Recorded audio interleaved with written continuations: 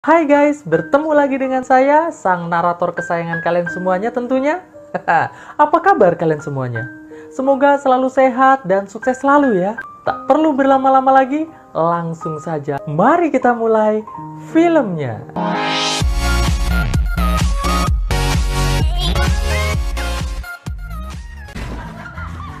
Di awal film, kita akan diperlihatkan anak-anak muda sedang berpesta pora. Lalu semua laki-laki yang ada di pesta tersebut berkumpul di sebuah ruangan yang ada di basement rumah. Mereka sedang mengadakan semacam rapat yang dipimpin oleh seorang bernama Bo. Di sana, Bo mengatakan bahwa tradisi setiap tahun perkumpulan tersebut yang ia beri nama Sik New Pai harus dilakukan. Tradisi tersebut adalah menandai satu orang peserta pesta wanita dengan memakai tanda seru di kolom komentar salah satu postingan foto sosial media wanita tersebut, dan wanita itu adalah Kyle. Namun terlihat di sana salah satu peserta bernama Wes seperti tidak ingin melakukan hal tersebut. Di ruangan lain, para peserta pesta wanita berkumpul untuk melakukan rapat, dan perkumpulan tersebut mereka beri nama Kappa. Di sana, pemimpin perkumpulan tersebut yang bernama Ellery, yang merupakan kakak dari Wes, mengatakan bahwa pesta tahun ini kita harus bisa saling menjaga satu sama lain. Lalu pesta pun kembali dimulai. Di tengah pesta, Bo mulai melancarkan rencananya dengan mengajak Kyle bermain lempar minum. Di sana, tanpa sepengetahuan yang lain, Bo sudah memberikan obat di setiap minuman yang ia sediakan untuk diminum oleh Kyle. Saat Bo melempar bolanya ke gelas minuman dan masuk, maka Kyle pun minum minuman yang ada di gelas tersebut. Setelah itu, Ellery menghampiri Kyle. Di sana, Kyle mengatakan bahwa ia ingin buang air kecil. Lalu Bo menyarankan agar Kyle buang air kecilnya di kamar mandi milik Bo saja. Kyle pun lantas pergi ke sana sendirian. Lalu Bo menyuapi Wes dengan sebuah minuman yang telah ia beri obat juga. Lalu membawa Wes ke kamarnya.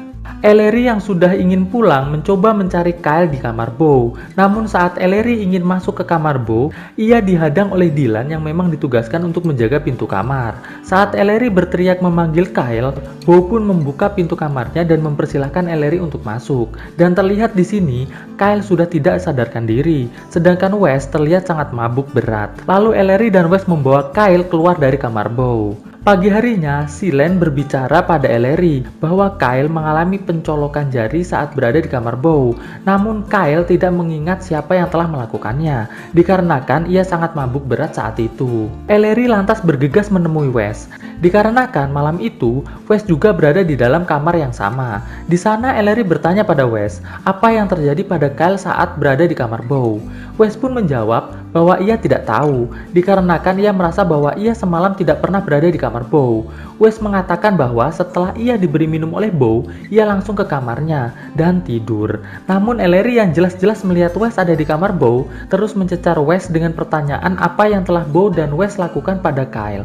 Wes yang sudah terlambat untuk latihan berenang, langsung meninggalkan Ellery begitu saja. Di kamar Silen menawari Kyle untuk melaporkan hal ini ke kantor polisi. Namun di sana Kyle bingung harus berkata apa pada polisi, dikarenakan saat itu ia sama sekali tidak tahu apa yang sebenarnya terjadi. Tidak selang berapa lama, Kyle mendapatkan pesan dari ayahnya yang menanyakan apakah ia mengikuti pesta malam itu. Dan di sana ternyata ayah Kyle sudah mengetahui bahwa Kyle sebelumnya telah ditandai dengan tanda seru di kolom komentar sosial medianya. Ayahnya pun mengetahui bahwa tanda seru tersebut adalah tanda untuk korban pencolokan dalam pesta tersebut. Sedikit informasi, ayah Kyle mengetahui semua itu dikarenakan sebelumnya telah banyak korban dari pesta tersebut, namun pelakunya masih belum bisa ditemukan. Itu dikarenakan semua korban tidak sadarkan diri saat hal itu terjadi.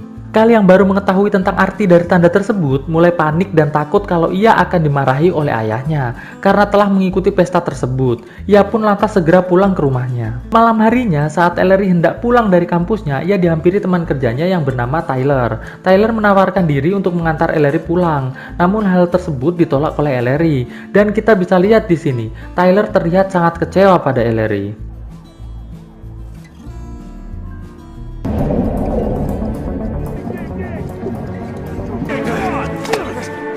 Di tempat latihan berenang, pelatih renang Wes sangat kecewa pada Wes, dikarenakan Wes terlihat sangat lemah saat berlatih. Padahal Olimpiade akan segera dimulai. Sedikit informasi, Wes ini adalah salah satu atlet yang bisa dibilang andalan kampusnya, karena selama ini Wes belum pernah sekalipun kalah dalam Olimpiade. Pelatih Wes bertanya pada Wes apa yang terjadi. Di sana Wes mengatakan bahwa jika ia terus saja mendapatkan tekanan dari pelatihnya, ia akan memilih untuk tidak ikut Olimpiade. Mendengar hal tersebut, pelatih tersebut sangat marah dan memukul pintu.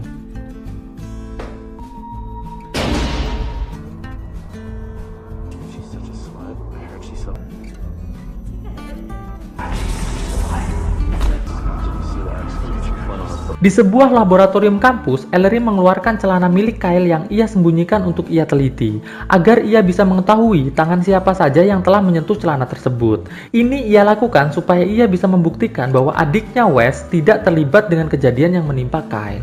Saat Wes pulang ke kontrakannya, ia disapa Beau. Di sana, ia diajak Beau dan teman-teman yang lain untuk jalan-jalan keluar. Namun di sini Wes menolaknya, dikarenakan ia sangat lelah dan hanya ingin tidur saja. Beau pun nampak kesal dengan sikap Wes tersebut. Have fun. What the fuck is wrong with you? I don't know, man. You tell me. Saat sedang mandi, Wes mendengar suara benda yang terbanting dari lantai bawah. Wes pun lantas memakai celana dan turun ke bawah. Di bawah, ia melihat pintu keluar rumahnya sudah diganjel dengan sofa. Ia mengira itu adalah kelakuan iseng teman-temannya. Saat ia memanggil dan mencari teman-temannya, ternyata tidak ada siapa-siapa di rumah tersebut. Saat ia ingin kembali ke kamar, tiba-tiba ia dikejutkan oleh seseorang dengan memakai topeng berada di tangga. Awalnya, ia mengira itu adalah Dylan, dikarenakan orang tersebut memakai topeng yang sering dipakai oleh Dylan. Namun, saat psikopat bertopeng tersebut melempar Wes dengan palu, akhirnya ia sadar bahwa itu bukanlah Dylan. Wes pun lantas mencoba untuk kabur. Namun sial, ia pun harus mati terbunuh dengan cara dibor di dinding menggunakan paku. Beberapa jam kemudian, setelah kejadian tersebut, terlihat Dylan pulang dan berusaha membuka pintu rumah yang seperti dikunci. Lalu ia dikejutkan dengan Beau yang tiba-tiba datang dari samping rumah. Lalu mereka berdua berusaha mendorong pintu tersebut bersamaan. Saat mereka berhasil masuk, mereka sangat terkejut karena melihat Wes yang telah tewas menempel di dinding. Di laboratorium, Ellery yang ingin keluar dikejutkan dengan datangnya polisi dan security kampus yang mengabarkan bahwa adiknya Wes telah meninggal akibat dibunuh seseorang. Terlihat Ellery sangat panik dan sangat terpukul. Scott, your brother is dead. Di halaman kampus, para dewan dosen dan juga polisi sedang mengadakan konversi pers. Rektor universitas tersebut mengatakan pada wartawan bahwa ia merasa sangat kehilangan dengan meninggalnya Wes, dikarenakan Wes adalah contoh mahasiswa yang sangat berprestasi dan juga sangat membanggakan kampus. Rektor tersebut juga mengatakan bahwa ia dan seluruh kepolisian akan berusaha untuk mengungkap siapa pembunuh Wes sebenarnya. Di dalam gedung kampus, terlihat Ellery sedang duduk sambil menangis ditemani seorang polisi bernama Rico. Lalu tidak lama berselang, terlihat Beau yang didampingi ayahnya masuk ke ruangan interogasi. Awalnya semua berjalan normal, namun saat detektif mulai memberikan pertanyaan yang menyudutkan Beau, ayah Beau yang marah lantas mengajak Beau pergi meninggalkan ruangan tersebut. Bullshit. Get the hell out. Singkat cerita, pagi harinya terlihat Ellery didatangi polisi. Di sana, polisi bertanya pada Ellery, kapan Ellery bisa datang ke kantor polisi untuk wawancara seputar Wes dan teman-temannya. Ellery pun menjawab besok pagi. Lalu polisi tersebut pamit untuk pulang. Namun sebelum pulang, polisi tersebut mengatakan pada Ellery bahwa ia berjanji akan menemukan semua orang yang bertanggung jawab atas kejadian ini. Di kampus, terlihat Dylan sedang diinterogasi oleh detektif. Di sana, Dylan diberi pertanyaan tentang Beau. Dylan menjawab, Beau akhir-akhir ini terlihat cukup aneh. Bahkan saat sebelum mereka menemukan jasad Wes, Beau terlihat datang dari samping rumah, dan itu sangat mencurigakan menurut Dylan. Jadi pada intinya, di sini Dylan sangat mencurigai Beau. Setelah interogasi, terlihat Dylan berjalan menuju WC untuk buang air. Namun saat ia sedang buang air sambil main HP, tiba-tiba ada orang yang datang. Dan itu ternyata adalah psikopat bertopeng. Psikopat bertopeng tersebut tanpa basa-basi lantas membunuh Dylan dan mengebornya di tembok WC. Di kontrakan terlihat Bo sedang teleponan sama ayahnya. Ia disuruh ayahnya untuk segera pergi dari tempat tersebut dan pindah ke asrama lain. Ayah Bo pun juga mengatakan bahwa Bo jangan mau menjawab pertanyaan apapun dari siapapun tentang kejadian ini. Lalu Bo pun pergi. Setibanya Bo di asrama barunya, terlihat Bo diikuti oleh psikopat bertopeng. Namun di sini Bo sama sekali tidak menyadarinya. Dan saat Bo asik mengoclik batangnya sambil nonton film bokep cuy, terlihat psikopat bertopeng tersebut keluar dari bawah ranjang Bo. Ia langsung diserang psikopat bertopeng sampai tewas. Malam harinya terlihat Ellery, Silen, dan Kyle datang ke kampus. Di sana terlihat Ellery diajak rektor untuk masuk ke ruangannya, sedangkan Silen dan Kyle disuruh menunggu di luar. Di ruang rektor, Ellery ditanya mengapa ada celana Kyle di laboratoriumnya. Di sana Ellery menjawab bahwa ia sedang ingin membuktikan bahwa Wes tidak bersalah atas kejadian yang menimpa Kyle.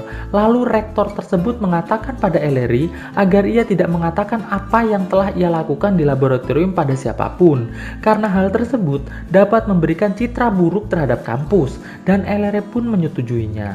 Saat Ellery keluar dari ruangan tersebut, ia bertemu dengan Kyle. Ia bertanya pada Kyle, di mana Silen? Di sana Kyle menjawab bahwa Silen sedang berada di halaman kampus. Di ruangan lain terlihat Tyler dan rektor kampus tersebut melihat bahwa pintu keluar gedung telah dikunci oleh seseorang. Rektor yang bernama Bruce tersebut berusaha membukanya, namun gagal. Saat Bruce berusaha menelpon bantuan, terlihat psikopat bertopeng berlari menyerang Bruce. Di sini terjadi sedikit pertarungan, namun naas untuk sang rektor Bruce. Ia pun harus tewas oleh psikopat bertopeng tersebut. Kyle dan Ellery yang melihat kejadian tersebut lantas berlari untuk keluar, namun ternyata semua pintu keluar telah dikunci oleh psikopat tersebut. Lalu mereka pun menuju ke ruangan lain untuk menyelamatkan diri. Di ruangan tersebut, Ellery dan Kyle melihat Silen sedang bersembunyi di taman kampus. Ellery lantas mencoba untuk menghubungi Silen, namun sayang, sebatang sinyal pun tidak ada di ruangan tersebut. Tidak selang berapa lama, seluruh lampu di ruangan tersebut mati. Psikopat yang sedang sibuk menggarap Tyler yang tadi pingsan, tiba-tiba dikejutkan dengan suara HP Silen yang tiba-tiba berbunyi. Silen yang ketakutan pun lantas berlari sekencang-kencangnya, dan beruntungnya Silen, ia pun berhasil keluar dari tempat tersebut melalui pintu darurat. Singkat cerita, psikopat yang tidak berhasil mengejar Silen masuk ke ruangan tempat Ellery dan Kyle berada. Saat psikopat itu masuk, Ellery lantas memukul kepala psikopat tersebut sampai terjatuh. Lantas Ellery pun lari dari ruangan tersebut dan aksi kejar-kejaran pun dimulai. Ellery yang berhasil tertangkap psikopat tersebut memberi perlawanan. Di sana psikopat tersebut berkata bahwa ia tidak akan menyakitinya. Tidak selang berapa lama, Kyle datang dan memegangi psikopat tersebut. Lalu Ellery menusuk psikopat tersebut menggunakan pisau. Alhasil psikopat tersebut terjatuh. Saat psikopat tersebut membuka topengnya, alangkah terkejutnya Kyle. Ternyata psikopat tersebut adalah ayah kandungnya sendiri, yang sekaligus merupakan polisi yang mengusut kasus ini bernama Rico. Akhirnya semua jelas, ayah Kyle hanya membunuh orang-orang yang terlibat dalam pencolokan anaknya. Dan pasti ada pertanyaan lah, kenapa Pak Rektor kok dibunuh juga? Nah, ini dikarenakan Pak Rektor yang bernama Bruce selalu memuji-muji Wes dan ingin terus menjaga nama baik kampus. Walaupun sebenarnya sudah tercoreng dengan kelakuan mahasiswanya yang gemar berpesta koplak seperti itu. Lalu film pun tamat. Melangkah bersama.